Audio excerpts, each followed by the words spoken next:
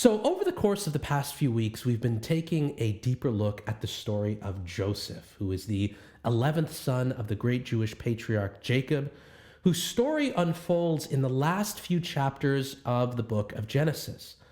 We first meet the character as a young man who possesses this unique God-given insight. He has this unique capacity for vision, and it's for no small reason that we call him Joseph the Dreamer. So, as the story progresses, however, Joseph's life takes a decided turn for the worse. He's sold into slavery by his very own brothers, then he's shipped off to the land of Egypt, where he suffers from one misadventure after another. Eventually, though, he manages to rise to the highest rank of authority in the Egyptian civil service, second only to Pharaoh himself. So, by this time in the story, of course, Joseph is no longer a young boy. He's matured into an extraordinarily wise and competent man, a man who has a strong character that has been forged and tempered by years of struggle. In short, he's worlds away from that young, naive shepherd boy that we meet in the beginning of the story. In fact, Joseph even names one of his sons Manasseh, which literally means to forget. God has made me forget my father's house, is literally what Joseph says. But in today's reading from Genesis chapter 42, Joseph is definitely going to be reminded of his father's house, because Joseph is about to come face to face with the very brothers that rejected him and sold him into slavery. So I'm excited about taking a look at this passage of scripture today. One thing, though, before we get started, if this Bible study was a blessing to you, if it helped you in your walk of faith, then please leave a like. And if you want more from Stone Church, more sermons, more Bible studies, please subscribe. So, with that out of the way, let's get started.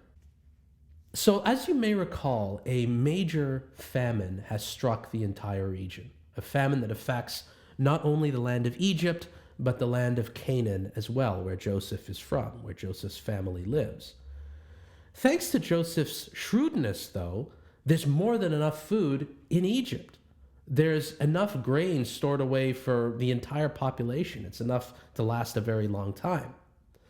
Now, Joseph's family back in Canaan, his father Jacob and his 11 brothers, are aware of the fact that there actually happens to be food in Egypt. So Jacob tells his boys, look, why are you sitting around here? Go to Egypt and see if you can buy us some grain so we don't starve to death here in Canaan. So Jacob sends his sons to Egypt to buy food. But, and this is very important, Jacob doesn't send all of his sons. The youngest son, Benjamin, stays at home with dad. Now, I need to say a few things about Benjamin. Benjamin is the second son of Jacob's favorite wife, Rachel. Now, Rachel had another son too, and that other son is Joseph. However, as far as Jacob is aware, Joseph is dead. You'll remember that his brothers, Joseph's brothers, presented Father Jacob with the bloody coat that Joseph wore, and Jacob, of course, just assumed that a wild animal had killed his son. So, in Jacob's mind, Joseph is dead, and in his mind, Benjamin is the only living son of his favorite wife, Rachel. And he's also the youngest of all the sons. So while Jacob is willing to send the older sons on this dangerous trip to Egypt to buy grain, he insists that little Benjamin stays home with him. So while Benjamin may not be going on this trip to Egypt, it's very important that you remember him, because he figures quite prominently in the story, and you'll see how in a few minutes. At any rate, the brothers finally make it to Egypt, where they eventually find themselves standing before Joseph himself, the very brother that they sold into slavery. Now, Joseph was governor over the land. It was he who sold to all the people of the land. And Joseph's brothers came and bowed themselves before him with their faces to the ground. When Joseph saw his brothers, he recognized them, but he treated them like strangers and spoke harshly to them.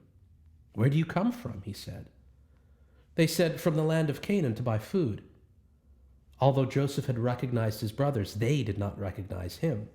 Joseph also remembered the dreams that he had dreamt about them. He said to them, "You are spies. You have come to see the nakedness of the land." All right. It says, Joseph's brothers came and bowed themselves before him. So finally, Joseph's dream, the dream that he had at the beginning of this whole story arc, has been fulfilled. And you'll remember it. Back when Joseph was young, he had this bizarre dream where he and his brothers were binding sheaves of wheat in the field, and the sheaves of his brothers bowed down to his sheaf of wheat, right? And the irony, of course, is this.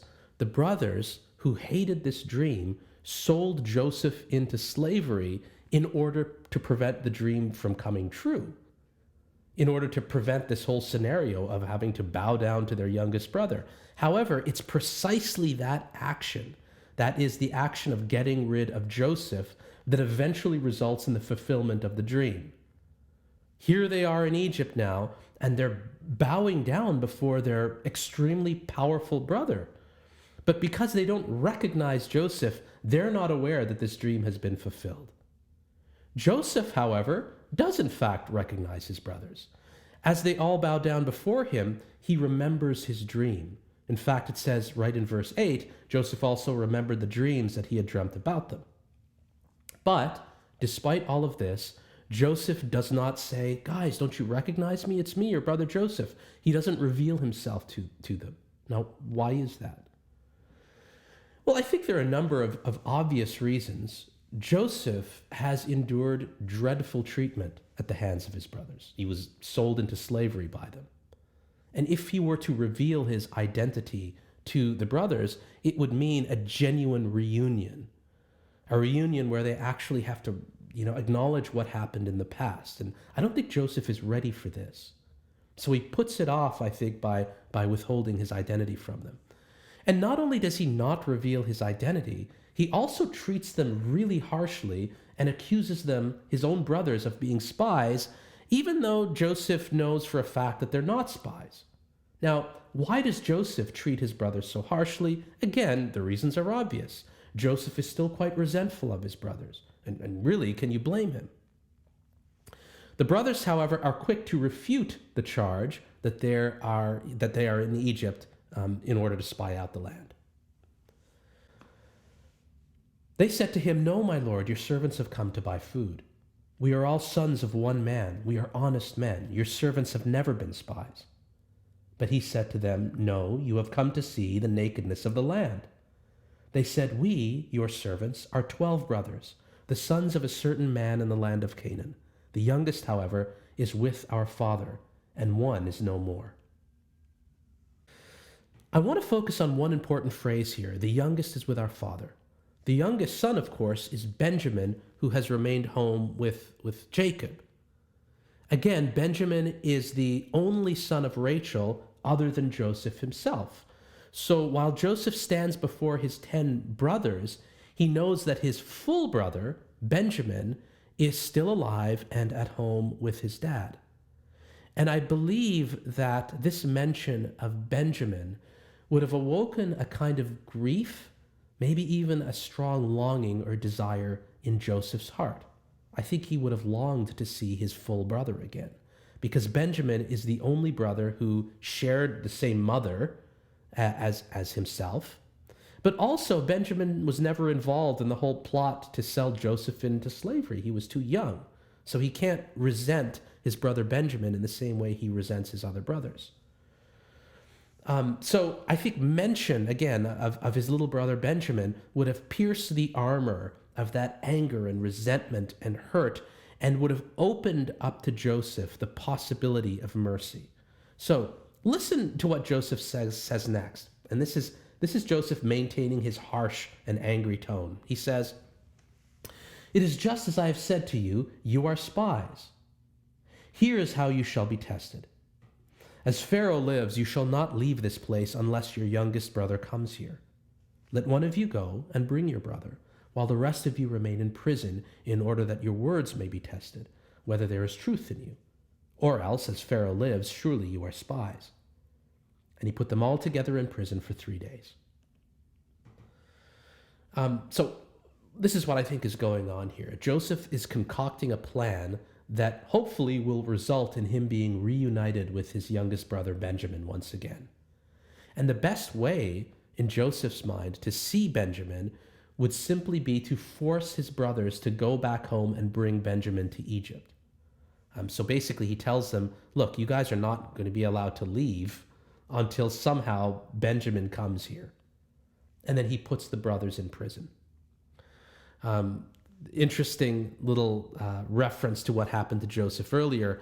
Just as the brothers tossed Joseph into a well while they debated what to do with him, so too Joseph now throws his brothers in jail while he further considers what to do with them. So in a way, the tables have turned. So Joseph, gives it maybe a night's thought. He thinks it over a bit, and eventually he decides on a new course of action.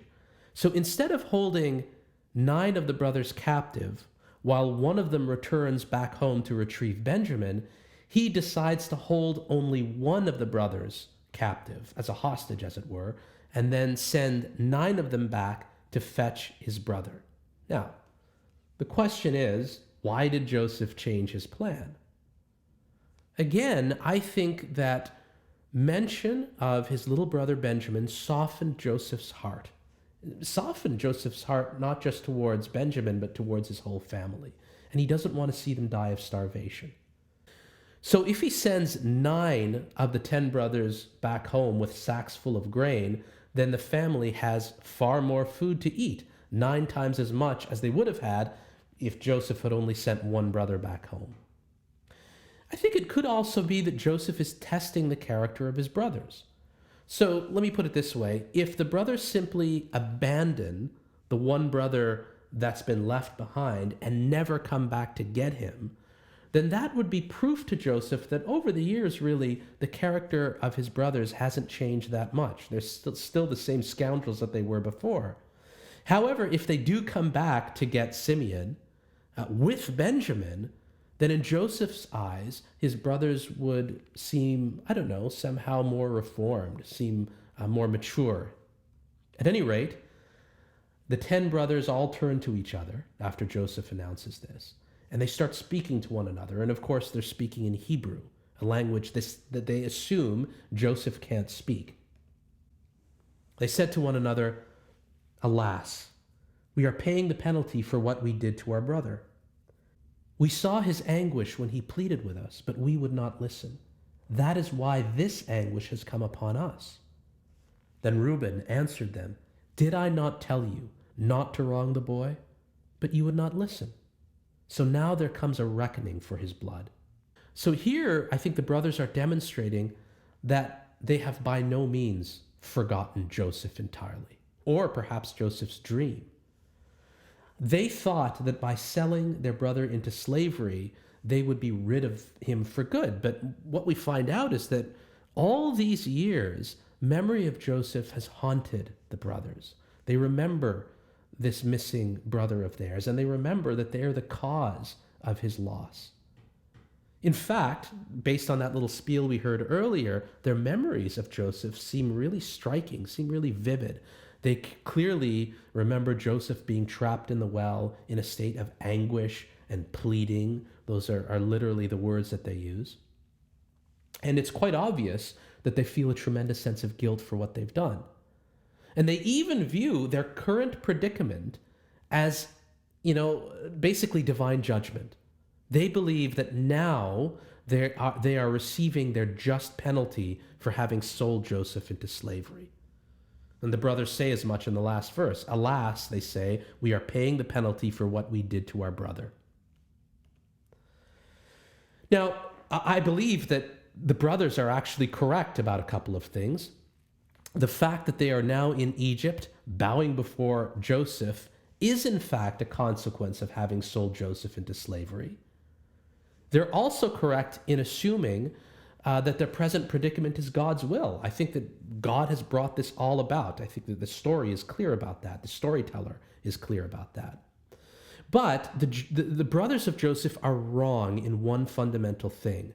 They are wrong in thinking that this is all a punishment from God, because it's not a punishment. God is using these present circumstances to save the children of Jacob from starvation so that they can become a great and mighty nation.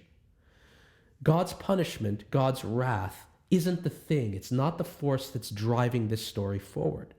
It's God's grace and God's provision that's controlling the shape that this story takes, the direction the story moves in. But the brothers can't see this.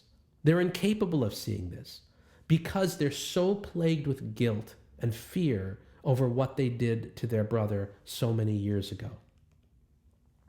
Now, unbeknownst to the brothers, Joseph can actually understand what they're talking about because Hebrew is his mother tongue. And when he hears his brothers speaking about how they sold him into slavery, when he hears the guilt that they're bearing in their heart, he's moved. He can't help it. It says, he turned away from them and wept. Then he returned and spoke to them, and he picked out Simeon and had him bound before their eyes. Joseph then gave orders to fill their bags with grain, to return every man's money to his sack, and to give them provisions for their journey. This was done for them. Joseph is far from revealing his identity to his brothers, much less forgiving them. He has no interest in that at this point. But I think that Joseph's heart is really beginning to be softened towards his brothers and his family even more. Joseph's tears are, I believe, tears of both grief and they're tears of pity. He grieves, I think, the years that he could have spent with his brothers growing up with them. He lost all of that because he was sold into slavery. I think Joseph also feels a real sense of pity towards his brothers too, because he knows that there's this awful famine raging across the land, and he knows that that famine could be the death of his entire family. And not just the death of his brothers, but their children as well, because remember, there's a whole other generation of Jews in addition to the 12 sons of Jacob. And if they all die because of this famine, then basically Joseph will be the only living descendant of Father Abraham. So I believe that it is out of a sense of pity that Joseph fills the bags of his brothers with grain, and not just grain.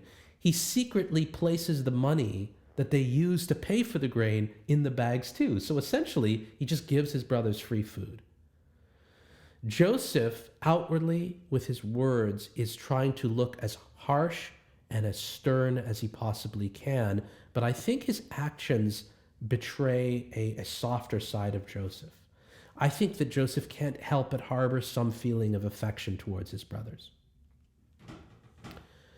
So the brothers depart, they journey back home to Canaan. But one of them, on their first stop, on the first stop of their journey, opens up his bag and he finds money on top of all of the grain. However, instead of saying to themselves, wow, that guy in Egypt was really kind to us, look, he gave us our money back, they react in fear. They conclude that God was the one who put the money back in their sacks, and they believe that God allowed the money to be put back in their sacks so that the Egyptians could accuse them of theft. And once accused of theft by the Egyptians, they would then be put to death by the Egyptians. So in this way, Joseph's brothers would suffer God's wrath for having sold their brother into slavery. Again, look at how guilt controls the thinking of Joseph's brothers. They're consumed with the fact that they have sinned. They've sinned against Joseph. Theologian Walter Brueggemann writes the following: their limited view of God requires a quid pro quo response to their own guilt. They see their guilt as the definitive factor in human-divine relations. I think that's true for so many of us. We see our guilt as the definitive factor in human and divine relation. It's as if our entire relationship with God centers around the wrongs that we've committed, the sins that we've done. And that's the thing that drives our story forward and drives our relationship with God. But it isn't. Now, granted, sin is something that has to be dealt with by God in our lives and in the world, but ultimately, what governs that relationship between ourselves and God and humanity and God is grace, God's mercy, God's provision. And I think it's really important to remember that, because it's at the heart of the biblical story. At any rate, the brothers return home eventually to Father Jacob, who's in Canaan. And then they relay the whole story of their adventure to their dad, telling him, look, we met this guy in Egypt, the second in command of Pharaoh himself, and he took Simeon, our brother, as a hostage. Now, in order for us to get Simeon back, we're going to have to go back to Egypt, but we have to take Benjamin, our youngest brother, with us. And if we do this, we'll be able to prove to the man in Egypt, to Pharaoh's second in command, that our story is true and that it's not a lie. And needless to say, this is way more than the old man can take. Their father Jacob said to them, I am the one you have bereaved of children.